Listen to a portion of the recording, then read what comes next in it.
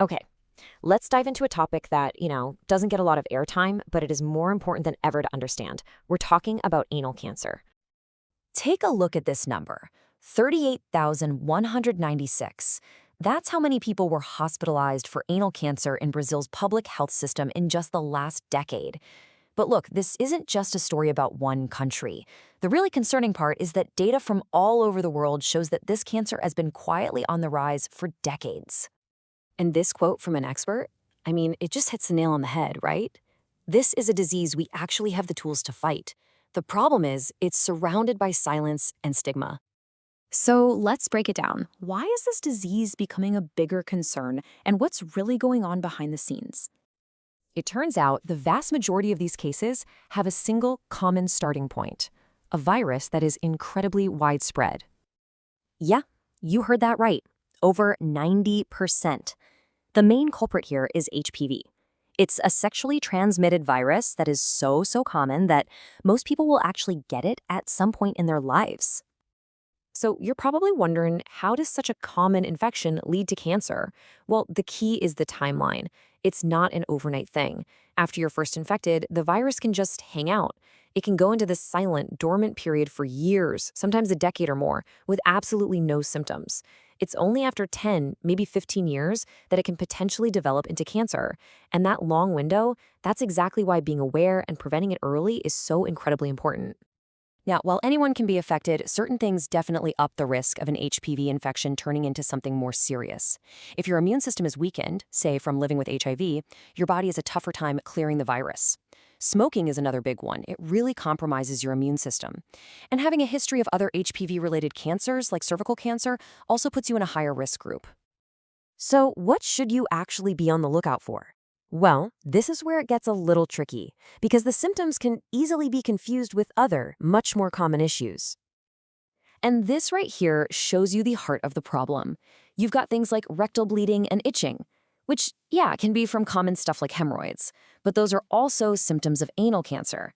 The key differences, the real red flags to watch for, are things like a distinct lump or mass, weird changes in your stool, or swollen lymph nodes down in the groin area. This overlap is precisely why you can't just self-diagnose. The advice from the experts is really simple and direct. Do not brush these symptoms off. If you notice any of them, it's so important to go see a specialist, like a coloproctologist, and get a real diagnosis. Okay, so let's say a diagnosis is confirmed with a biopsy. What happens next? The next step is called staging. It's basically a standardized way for doctors to figure out how far the cancer has progressed, and that's absolutely essential for creating the best treatment plan. The global standard is a system called TNM. You can think of it like a simple code. T is for the tumor itself. How big is it? N is for lymph nodes. Has it spread to any nearby nodes? And M is for metastasis. Has the cancer traveled to distant parts of the body? So using that TNM framework, the cancer gets a stage. Stage 1 means it's an early cancer, still small and contained. When the tumor gets bigger, it becomes stage 2.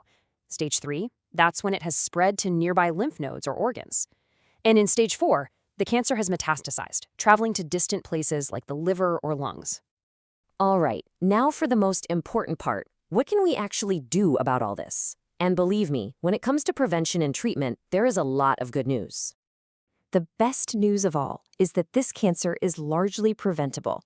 The single most powerful tool we have is the HPV vaccine.